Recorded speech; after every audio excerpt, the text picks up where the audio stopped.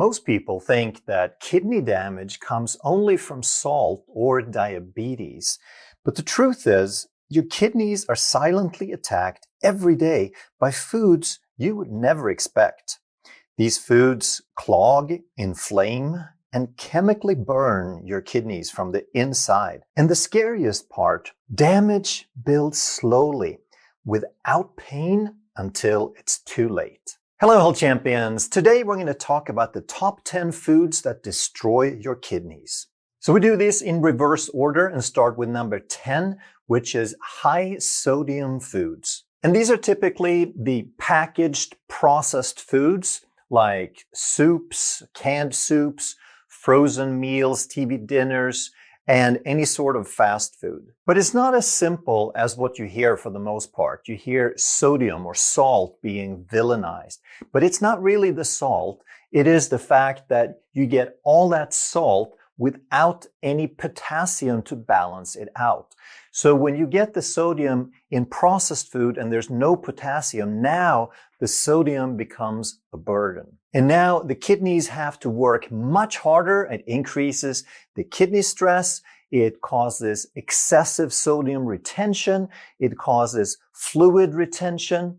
And with that, increased blood pressure. And now that increased blood pressure causes extra friction and you get microvascular kidney damage and all those microvessels and microtubules. But the important thing to understand here is that don't buy into the blanket statement that salt is bad. You don't want to be afraid of salt. You can sprinkle plenty of salt, and most people need more salt. However, you need the potassium with it. So either you get a good balanced electrolyte like Ulite, I'll put a link down below, or you use it on real food. You use it on potassium-rich food, on plant food, on leafy greens, and non-starchy vegetables. And number 9 is coffee creamers. And typically when you think about that, it's like coffee plus cream. And it makes the coffee a little bit milder. But coffee creamers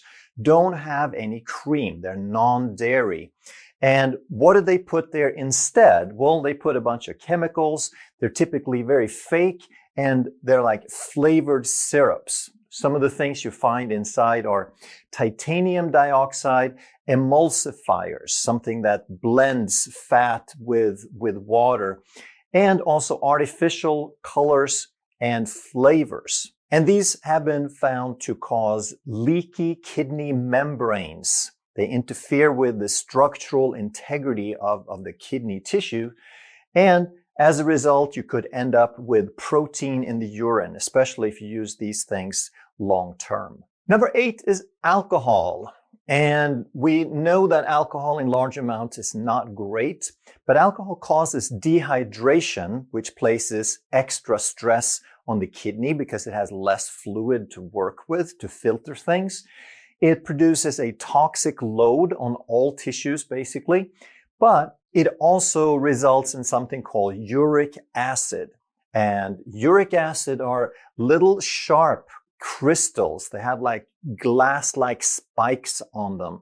And they're very abrasive and they will damage tissue. And the kidneys are the organs that need to filter out this uric acid. They also can form kidney stones. And when I put alcohol as number 8 on the list, meaning there's a lot worse things, it's when we're talking about pure alcohol, like distilled spirits in moderation. But it could get a whole lot worse if we combine the alcohol with different things, like a lot of people will do.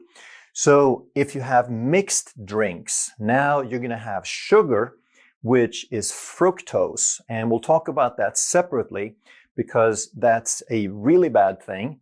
Also, artificial sweeteners will make it a lot worse. We'll talk about those separately. And artificial additives, other chemicals that you put in there. And number 7 is green smoothies. And here's a big surprise to most people probably, because you think of green smoothies as the ultimate in health. That's something you do when you're on a health kick and you really want to treat yourself to something good. However, Things like spinach, almonds, and beets that a lot of people put into these smoothies, they're very, very high in oxalates. And if you do these green smoothies and you just load them up with spinach and you do them every day, now you could get an oxalate overload. And these oxalates can form crystals and kidney stones. But I know what you're thinking, because a lot of people will drink green smoothies and have very good results. So what it all comes down to is, how does your body handle oxalates? And there's a lot of different factors, because they're not necessarily bad, but a lot of people are talking about them because a lot of people are reacting to them. And basically what it's about is, if you're not handling, if your body doesn't handle the oxalate, then they become a problem. So first of all, you can break them down.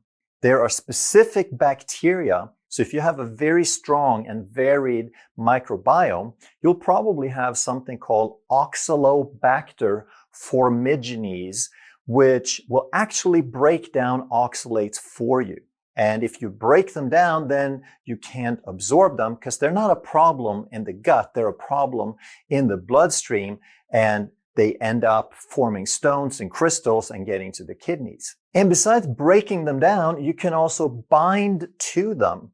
So if you have oxalates, but you also have a lot of calcium and magnesium, now those minerals can bind to the oxalates. And if they're bound, now you also will not absorb them and they won't cause any problems.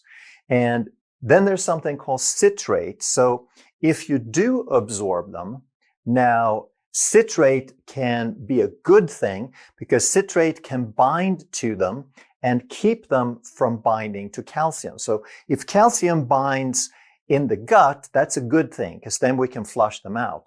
If they get into the bloodstream and calcium binds, now they can form crystals and stones that way. And now once they're in the blood, it's a bad thing.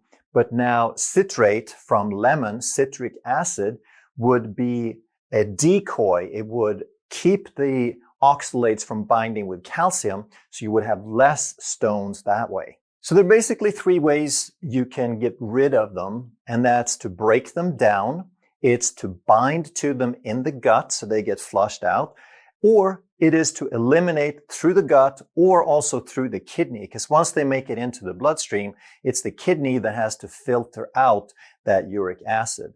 So if we look at some of the factors here that can affect your ability to handle oxalates and how likely it is for the oxalates to do damage, if you have low hydrochloric acid, if you have low stomach acid, now you're going to absorb less of the calcium and magnesium. You can't really utilize it without stomach acid. And if you have a mineral deficiency, if there's not enough minerals in your diet, you also can't bind properly to the oxalates. If you have a weak microbiome, if you don't have a good diversity of bugs in your gut, then you probably don't have this Oxalobacter that can break down the oxalates. If you have a leaky gut, then there's going to be more of the oxalates leaking into the bloodstream that way, even if they may have bound to some of the minerals, because now that's a larger complex, but if you have a leaky gut, they might still make it out. If you are dehydrated, now there's going to be more stone formation. The oxalates will tend to crystallize more, and it's going to place a higher burden on the kidneys because it's going to be more difficult to flush them out. And if you are constipated, then the food is going to sit longer in the gut, and the oxalates are going to sit longer in the gut. So you'll have a tendency to absorb more. So it's not just a matter of having oxalates in spinach. There's a whole bunch of different factors that determine how well you handle them. Number 6 is artificial sweeteners, and these are a really bad idea for your kidneys. There's 3 in particular: aspartame, sucralose, and acesulfame potassium. And these appear in thousands or tens of thousands of different foods even. And aspartame, for one, breaks down into methanol or wood alcohol, the stuff that makes you go blind, which in turn breaks down into formaldehyde, which we use to preserve things like biological specimens, also breaks down into formic acid. And then we have sucralose, which alters the function of the tubules in the kidney. So we have an altered and impaired function in terms of filtration and reabsorption. The kidneys just can't do their job properly. And then we have acesulfame potassium, which accumulates in kidney tissue. And it causes mitochondrial damage and oxidative stress. So these are very bad in many different ways. And on top of that, all three of them are directly toxic to kidney tissue. They directly break it down. Number 5 is processed meats. And very often we hear that protein is bad for the kidney. And that's not really true. It's not protein in itself. Protein produces nitrogen waste. Protein is different from fat or carbohydrate in that it has nitrogen. And that becomes a waste product that the kidneys have to filter out. However, when we get it from real meat, from protein from natural beef, then it's not a problem.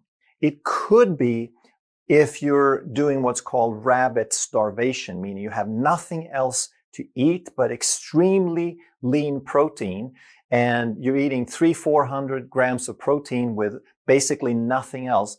Now there's so much nitrogenous waste and nothing else to balance it that it does become a burden on the kidneys. But other than that extreme example, protein and nitrogen does not damage the kidneys unless it's combined with some other risk factors.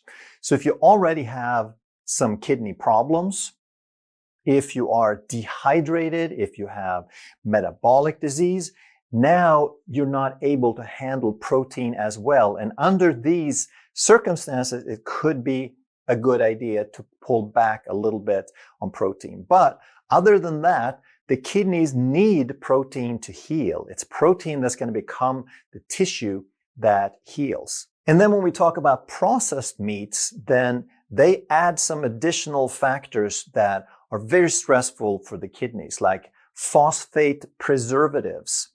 We have nitrates and nitrites, and also these advanced glycation end product complexes that are all very abrasive for most kinds of tissues. So all in all, these processed meats and these chemicals and these fake things, they increase the acid load and they increase the calcification and the scarring on the kidneys. Number 4 is phosphate-laden foods. So phosphate's not a bad thing, but in processed foods, especially things like processed cheese, these fake nasty cheese slices that they put on hamburgers, in sodas, and in frozen meals, again, in TV dinners and in fast food, they use a lot of these phosphate preservatives. And phosphate's not a bad thing.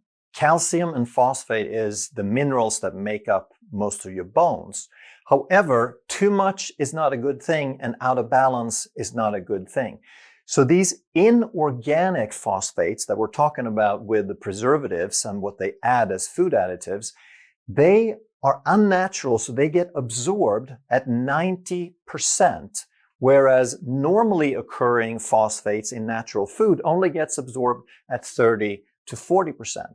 So humans have been around a while. We have evolved, and other animals function much the same way.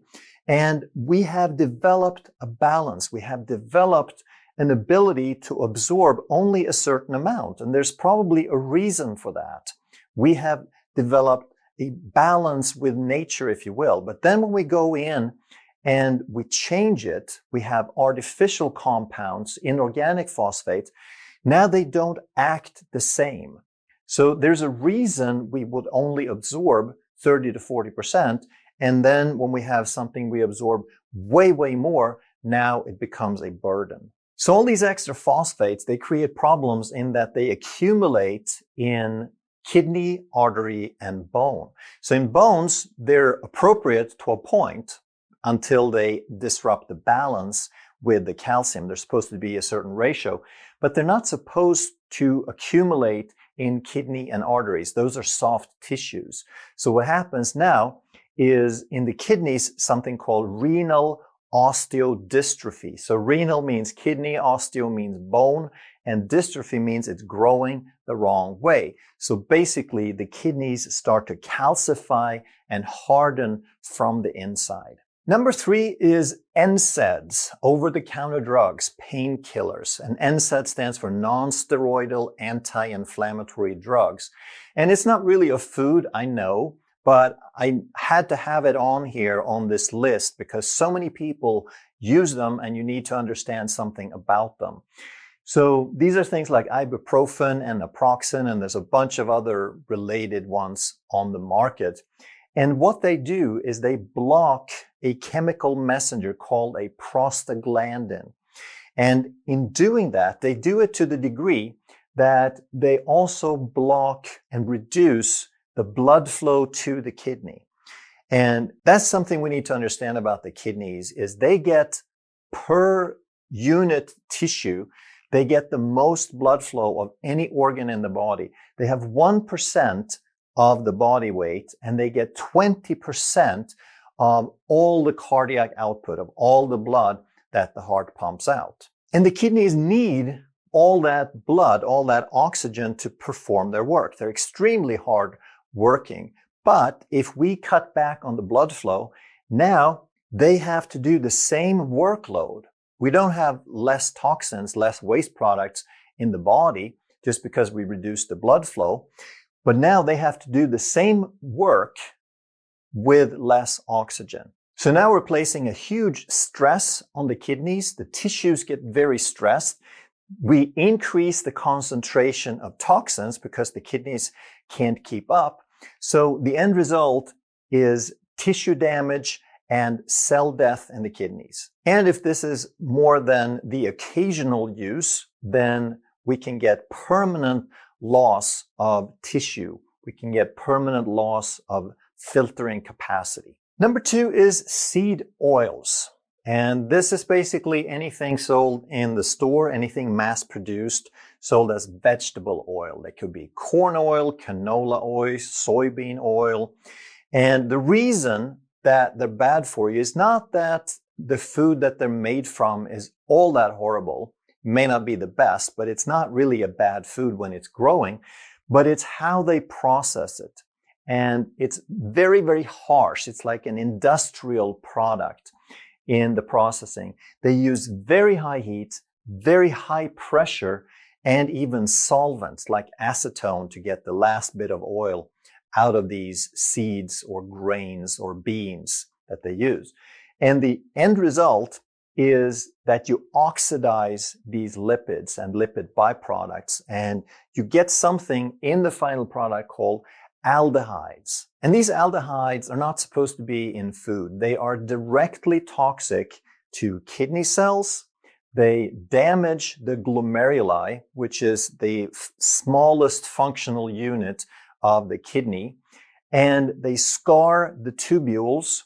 And over time, the more we eat of these, they can degrade the filtration membranes as well. So overall, they do tremendous damage to the kidneys. And the number one worst food for the kidneys is sugar, any of its derivatives, and any product that it gets into. So we're talking about drinks, sweetened drinks. We're talking about candy, sweet coffee drinks, cookies, cakes, desserts, etc. And it's not just white table sugar. It is, which we call sucrose. It is also high fructose corn syrup, but even things like agave, which sometimes is proclaimed as a health food because it has a lower glycemic index. Well, it's the fructose that's the worst part in sugar, and agave has sometimes up to 80%. So agave is like an extremely high fructose corn syrup. except it may not be made from corn, but it's very high fructose. And even things like honey. Honey is also very high in fructose. So when it comes to these, it's about quantity. So if you're metabolically healthy and you use a teaspoon of honey, it's not going to kill your kidneys. But if you consume these things to the point where they're disrupting your metabolic health, your ability to process energy, then any of them can be a huge problem. And a lot of people think that sugar is just bad because it raises blood sugar and messes with your metabolism and your blood sugar and causes insulin resistance. But the worst part about sugar is actually fructose. And regular sucrose, table sugar, has 50% fructose, 50% glucose. But these other ones can actually have even more fructose. And fructose goes straight to the liver. Glucose and most types of energy can be processed by almost every cell in the body, but fructose can only be processed by the liver. And when the liver handles that, it uses up a lot of ATP, which is adenosine triphosphate. It's our energy currency. And fructose causes a breakdown of ATP. And adenosine, which is the backbone in adenosine triphosphate, it actually contains nitrogen. And this nitrogen turns into uric acid. So a lot of problems for the kidneys comes from uric acid because it's a crystal, it's very harsh, it's sharp and abrasive. And most people don't think about it because they associate uric acid with proteins. And sugar doesn't contain any protein. But because it breaks down ATP, and ATP has this adenosine with nitrogen, sugar, and especially fructose, is one of the quickest and most significant ways that we produce and raise uric acid. And this uric acid gets to the kidneys and it has to be cleared through the kidneys. And like I said, it's very abrasive. It can cause stones, it can cause gout in joints, and it causes most of the kidney damage that leads to scarring and permanent damage. If you enjoyed this video, you're going to love that one. And if you truly want to master health by understanding how the body really works, make sure you subscribe, hit that bell, and turn on all the notifications so you never miss a life-saving video.